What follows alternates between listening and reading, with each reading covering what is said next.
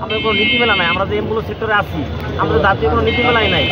আমাদের কাগজে আমরা করবো বললেন, কাগজটা হইলো আমরা মেনে না নেয় তাহলে আমরা অনির্দিষ্টকালের জন্য ধর্মঘট করবো, অ্যাম্বুলেন্স ধর্মঘট করবো।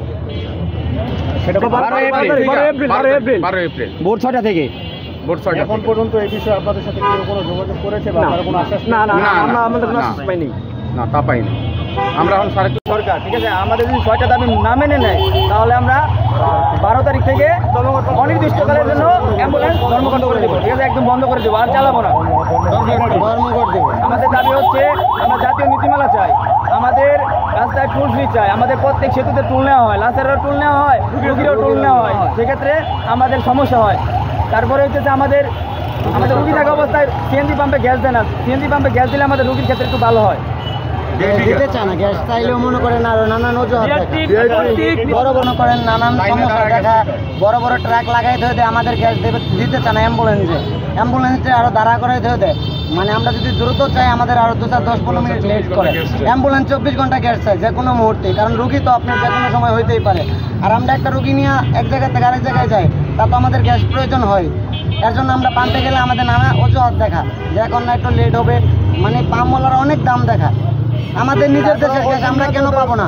আমরা ঠিক মতো না ভাড়াও পাই না।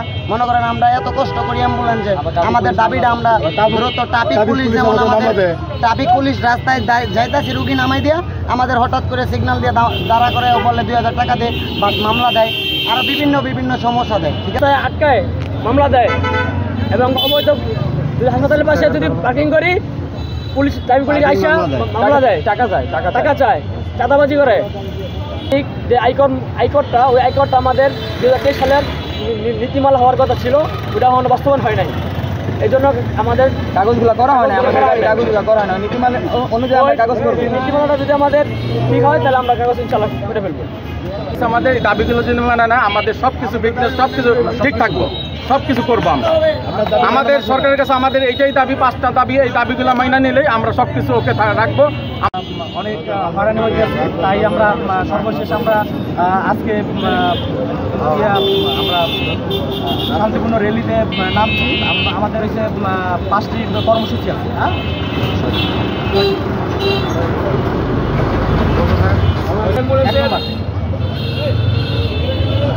আমাদের প্রাণের দাবি 5টা। চলাচলের জাতীয় নীতিমালা চাই। 2 নম্বর হলো অ্যাম্বুলেন্স আইকরমুক্ত বাণিজ্যিক রেজিস্ট্রেশন চাই। দেশের সকল রাস্তা, সেতু, ফেরি, টুল ফ্রি বাস্তবায়ন চাই। 4 নম্বর হলো অ্যাম্বুলেন্স ও 8 সিটের আসন অনুমোদন চাই। 5 নম্বর হলো সকল হাসপাতাল অ্যাম্বুলেন্স পার্কিং সুবিধা চাই। বিনীত নিবেদন এই যে বাংলাদেশ অ্যাম্বুলেন্স মালিক কল্যাণ সমিতির পক্ষ থেকে আমরা গাজীপুর মহানগর ও জেলা মহানগর সমিতির চালকগণ ও দীর্ঘদিন ধরে একটি কার্যকর অ্যাম্বুলেন্স নীতিমালার অভাবে নানাবিধ সমস্যার সম্মুখীন হচ্ছি।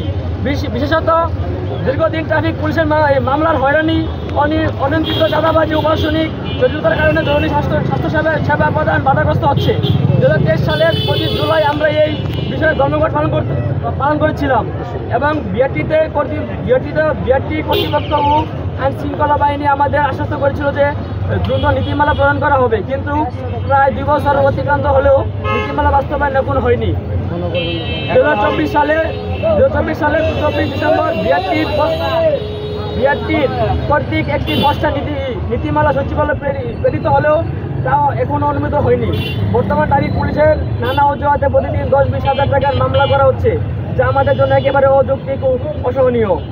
আয় না থাকলেও মামলার টাকা পরিশোধ করতে গিয়ে আমাদের ব্যবসা ক্ষতির সম্মুখীন হচ্ছে এবং রোগীর জন্য সেবার ব্যয় বৃদ্ধি পাচ্ছে। এমত অবস্থা বাংলাদেশ অ্যাম্বুলেন্স মালিক কল্যাণ সমিতির পক্ষ থেকে আমরা নিম্নলিখিত দাবিসমূহ জানাচ্ছি। প্রথমত, অবিলম্বে জাতীয় অ্যাম্বুলেন্স নীতিমালা অনুমোদন ও কার্যকর করতে হবে। দ্বিতীয়ত, অ্যাম্বুলেন্সকে জরুরি সেবা হিসেবে ঘোষণা করে ট্রাফিক পুলিশের মামলা ও অযথা হয়রানি বন্ধ করতে হবে। তৃতীয়ত, সড়কে অ্যাম্বুলেন্স চলাচল বাধা দূর করতে পুলিশ ও প্রশাসনিক স্পষ্ট নির্দেশনা প্রদান করতে হবে। অ্যাম্বুলেন্স নিবন্ধন, ট্যাক্স ও অন্যান্য ফি যৌক্তিকভাবে নির্ধারণ করতে হবে। আমরা সারা দেশব্যাপী অনির্দিষ্টকালের জন্য ধর্মঘট পালন করতে বাধ্য হব। আমাদের দাবিগুলো মেনে না নিলে আমরা নীতিমালা চাই।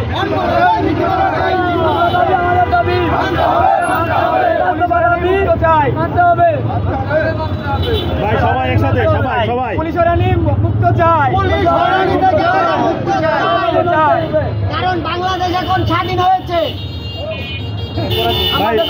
স্লোগানটা 1 মিনিট একটু ভালো করে দেন।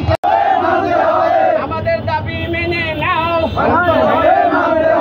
আমাদের দাবি মানতে হবে, মানতে হবে, বাংলাদেশের পক্ষ থেকে, মানতে হবে, মানতে হবে, সবার পক্ষ থেকে মানতে হবে, মানতে হবে। পুলিশের হয়রানি, চলবে না, চলবে না, পুলিশের হয়রানি, চলবে না, চলবে না, মিথ্যা মামলা চলবে না, চলবে না, চলবে না। আমাদের দাবি মানতে হবে, মানতে হবে। এক হও, এক হও। আমাদের লড়াই চলবে, চলবে, আমাদের লড়াই চলবে, চলবে, বাস্তবায়ন না পর্যন্ত চলবে, চলবে, বাস্তবায়ন না পর্যন্ত চলবে। চলবে। বন্ধ করে দেবেন বেশ চালানো, কারণ ওনাদের যে একটা হয়রানি, সেই কাগজ করতে গেলে যে ট্যাক্সের যে হয়রানিটা, সেই হয়রানিটা 2023 সাল থেকে হচ্ছে অ্যাম্বুলেন্স চালকরা এবং মালিকরা। আপনারা দেখতে পাচ্ছেন ওনারা কাগজ নিয়ে আসছেন গাজীপুর ডিসি অফিস কার্যালয়ের সামনে এবং ডিসি সাহেবের কাছে স্মারকলিপি দিবেন। আপনারা সরাসরি দেখতে পাচ্ছেন জিকে নিউজের পক্ষ থেকে এনাদের 2023 সাল থেকে একটা যে ভোগান্তি, সেই ভোগান্তির অনশন চায় এবং এই ভোগান্তিতে আর থাকতে চায় না। হ্যাঁ, গাড়ির ফিটনেস সব কিছু করার জন্য ওরা রেডি। এই বিভিন্ন টুলে গেলে টুল দিতে হয়, সার্জেনে মামলা দেয়, সেই বিষয় নিয়ে আজকে গাজীপুর ডিসি মহোদয়ের কাছে স্মারকলিপি প্রদান করবে। সবাই ভালো থাকবেন।